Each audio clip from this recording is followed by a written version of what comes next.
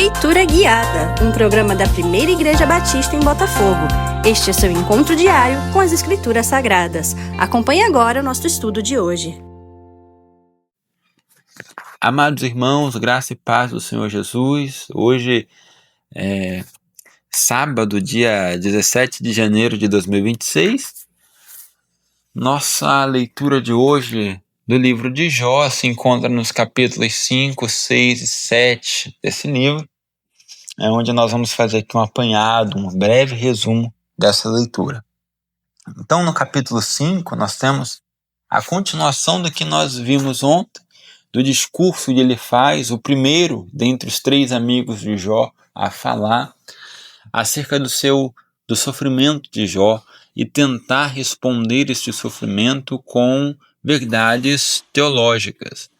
Ele faz, então, no capítulo de número 5, a partir do verso de número 8, ele diz se ele fosse Jó nessa situação, o que ele faria.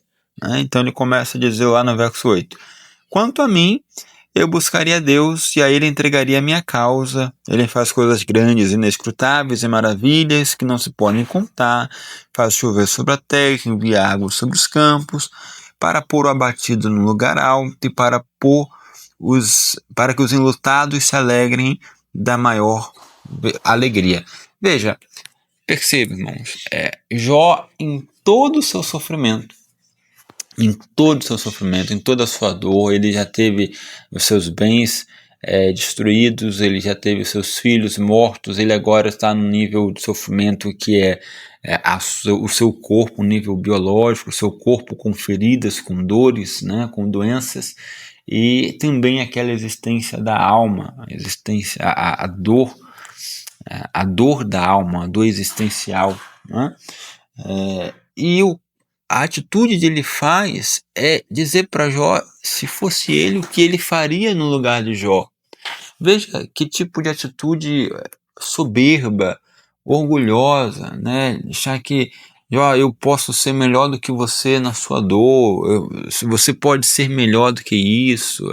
É bem um discurso quase que de coach, melhore, seja melhor mesmo na sua dor. Então ele coloca ali, se fosse eu, no verso 8, o quanto a mim, uma frase que na minha tradução está quanto a mim, mas poderia ser se fosse eu no seu lugar, buscaria Deus e a ele entregaria a minha causa, como se Jó estivesse distante de Deus ou desviado de Deus, que não é esse o caso. Então ele tem uma análise da situação muito ruim. E lá no verso 17 nós temos ali o ápice do seu discurso, que é: bem-aventurado o homem a quem Deus disciplina, não desprezes, pois a disciplina do Todo-Poderoso, porque ele faz a ferida e ele mesmo a ata, ele fere e as suas mãos curam.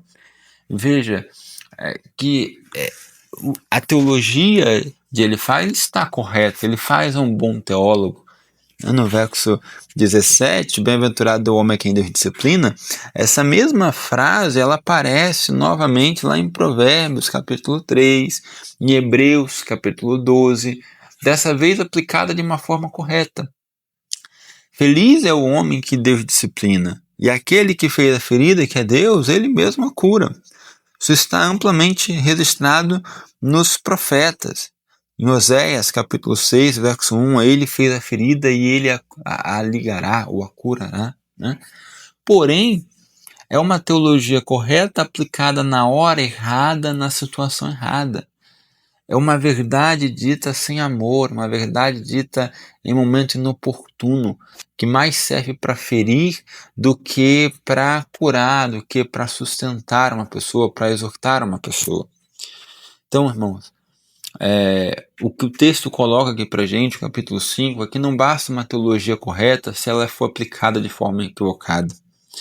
Não basta saber a verdade se não souber usá-la com amor, com moderação, com um olhar para a dor do outro. As verdades, às vezes, não dão conta da experiência humana, e quando elas são aplicadas de forma errada, de forma equivocada, elas mais ferem e criam feridas, né, do que realmente salvam ou libertam o homem da sua dor. Então nós temos um homem que tem uma teologia correta, mas é incapaz de perceber a dor humana, é incapaz de se envolver nessa dor humana. É o teólogo frio, um teólogo que só conhece teologia, mas não conhece da vida humana, não conhece das dores humanas, não conhece da dor, né? E é importante, são duas áreas em que um teólogo, um pastor, um cristão precisa amadurecer, tanto na teologia, no conhecimento da palavra de Deus, quanto no conhecimento da vida humana e da dor humana, que são os nossos instrumentos de trabalho. E aí nós vamos para o capítulo de número 6, onde Jó justifica a sua dor. Então Jó fala sobre o peso da sua dor, ele traz seu lamento. Ele diz lá no verso de número 1, diz assim: Então Jó respondeu: se a minha queixa de fato se pesasse contra ela numa balança, se pusesse a minha miséria, essa na verdade pesaria mais que a areia dos mares. Por isso é que as minhas palavras foram precipitadas, porque as flechas do Todo-Poderoso estão em mim cravadas, e o meu espírito sorve o veneno delas. Os terrores de Deus se arregimentam contra mim. E lá no verso de número 10, isso ainda seria minha consolação, saltaria de contente na minha dor, que ele não poupa, que não tenho negado as palavras do santo. Por que esperar se já não tenho forças? Por que prolongar a vida se o meu fim é certo? Acaso a minha força é a força da pedra, ou de bronze a minha carne? Não, jamais haverá socorro para mim. Foram afastados de mim os meus recursos.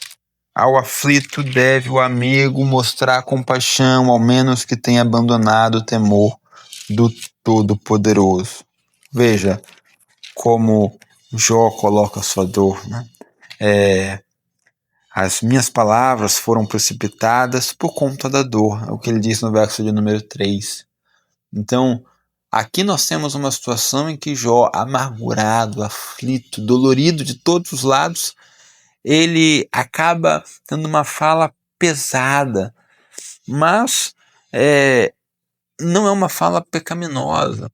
Ele está ali lamentando, e o lamento faz parte da vida cristã. Nós temos um livro só de lamentações, né, que são lamentações de Jeremias. Nós temos textos de Isaías, textos de Jeremias e de Jó e nos Salmos que trazem essa situação de lamento, de descrever a sua dor de forma dura, de forma pesada, de forma como a pessoa realmente a sente. Isso faz parte da experiência cristã.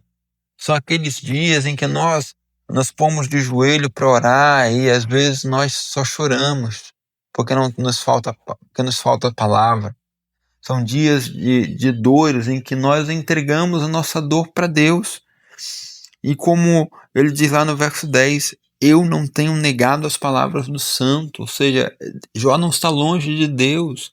Jó não está negando a Deus, Jó não está indo contra Deus, ao contrário, Jó está se derramando diante de Deus, mas se derramando de uma forma dura, de uma forma amarga, porque o coração está aflito. E não sei se você já encontrou pessoas assim, irmãos, amargas de palavras, pessoas duras de palavras, pessoas secas. E elas são secas e são amargas porque o coração é amargo. O falar, ele é refletido através do coração. Como a Bíblia já fala, né? A boca fala do que o coração está cheio. E o coração de Jó estava cheio de amargura e de dor. Então, o que sai da sua boca é amargura e dor. E essas pessoas amargas e doloridas, elas não estão em pecado, às vezes, né? Algumas sim, algumas acabam pecando pelo que falam. Outras estão apenas refletindo o quanto o coração está adoentado. E essas pessoas precisam de graça, elas precisam de cuidado de Deus e não de julgamento e não de verdades apenas. Elas precisam da graça e da cura de Deus. Então, no verso 11 a 12, que nós já lemos, né? Ele se questiona por que ele não morreu. Então, por que esperar se eu não tenho mais forças? Por que prolongar a minha vida? E no verso 14, ele tem aqui uma fala em direção a Elifaz, uma resposta para Elifaz, que é: ao aflito deve o amigo mostrar compaixão, a menos que tenha abandonado o temor do Todo-Poderoso. Veja, Jó percebe o discurso de Elifaz e diz para ele, mostra para ele quanto ele está distante daquela experiência, o quanto ele está distante de Deus, porque ele, no meio da dor de Jó, ele não quer mostrar compaixão, mas ele quer mostrar a verdade teológica. Ele quer mostrar um pensamento correto. E aí Jó traz a ideia para a gente de que o amigo deve mostrar compaixão àquele que está aflito. Essa é a essência da amizade. Nós temos aqui em Jó a falência da amizade. Uma amizade que não sustenta a dor do outro. E olha, irmãos, como é importante nós termos amizades que sustentem a nossa dor. Amizades que sustentem as nossas experiências negativas. Amizades que passam com a gente nas horas ruins da vida. É uma pergunta a se colocar: que tipo de amigos nós estamos cultivando, né? Então, no verso de número 25, Jó continua a falar para Elifaz como são persuasivas as palavras retas. Veja, de uma forma até irônica, como são persuasivas as palavras retas. Mas que é que repreende a vossa repreensão? Acaso pensais em reprovar as minhas palavras ditas por um desesperado ao vento? Veja, olha Jó falando para Elifaz: você está reprovando as palavras de um desesperado, de quem não tem nada, de quem não possui nada, de que são ditas ao vento. E lá no verso de número 30, há iniquidade na minha língua e não pode meu paladar discernir coisa perniciosa. Ou seja, Jó, ele traz aqui, né, de forma até irônica, o porquê, um questionamento de por que Elifaz estaria repreendendo, por que Elifaz estaria sendo o aplicador da verdade, quando a experiência de Jó está muito além disso.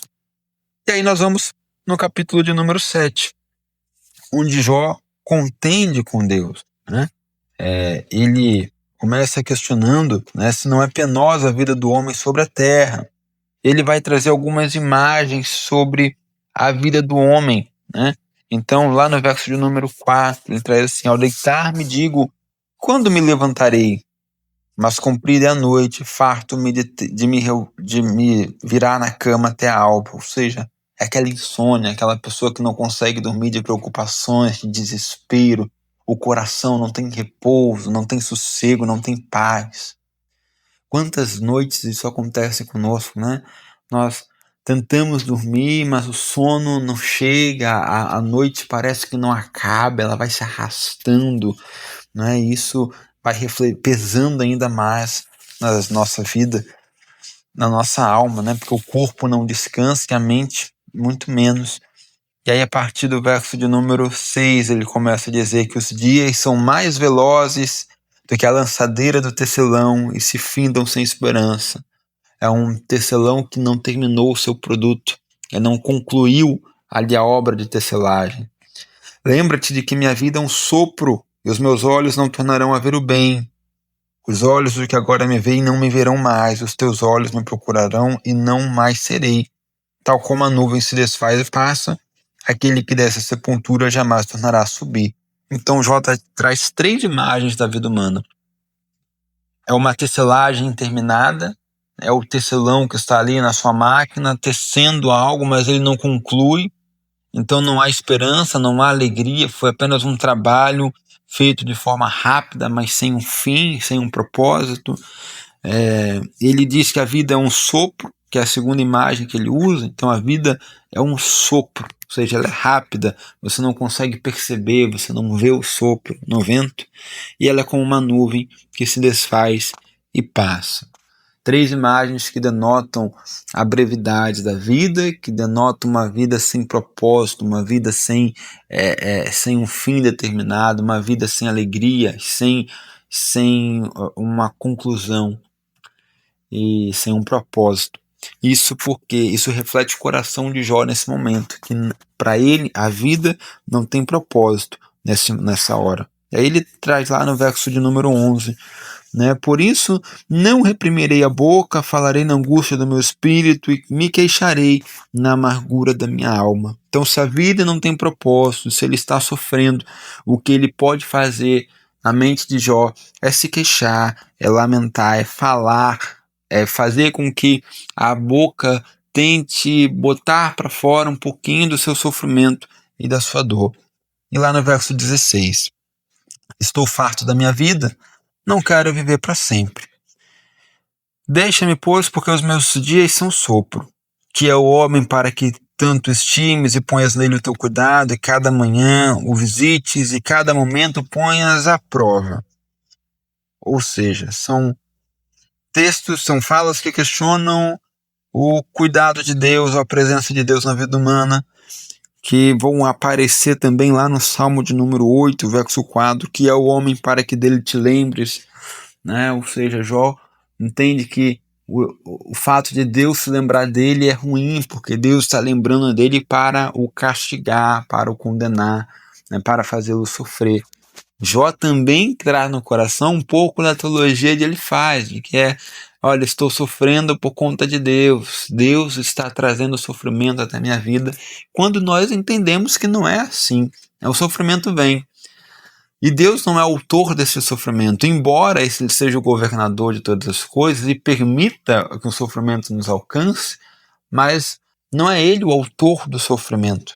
Lá no verso de número 21, Jó conclui, né? Por que não perdoas a minha transgressão, não tiras a minha iniquidade? Ele fecha dizendo, agora me deitarei no pó, e se me buscas já não serei. Ou seja, ele está dizendo, agora eu vou morrer. Aí ele conclui sua fala dessa forma, agora eu morrerei. Veja, irmãos, para a gente finalizar, nós temos aqui, né, uma teologia aplicada de forma equivocada. Uma teologia correta, mas aplicada de forma equivocada, sem coerência com a vida humana, aplicada sem que tenha um olhar sobre a vida humana e de fato essa teologia se encaixa aí. Isso precisa fazer sentido, a teologia precisa ser correta, mas precisa saber ser aplicada sobre a vida humana. Nós temos um homem que lamenta profundamente a sua dor.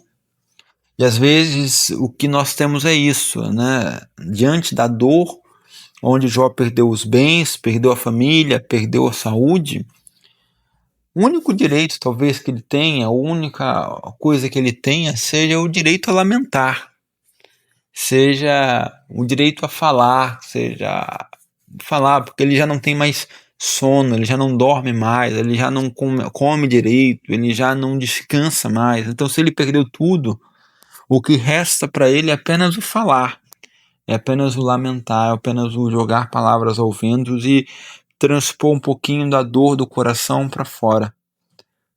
É o que resta a Jó. E nisso ele não poderia ser condenado, a menos que ele falasse alguma acusação contra Deus, mas ele está ali apenas expressando a sua dor, né?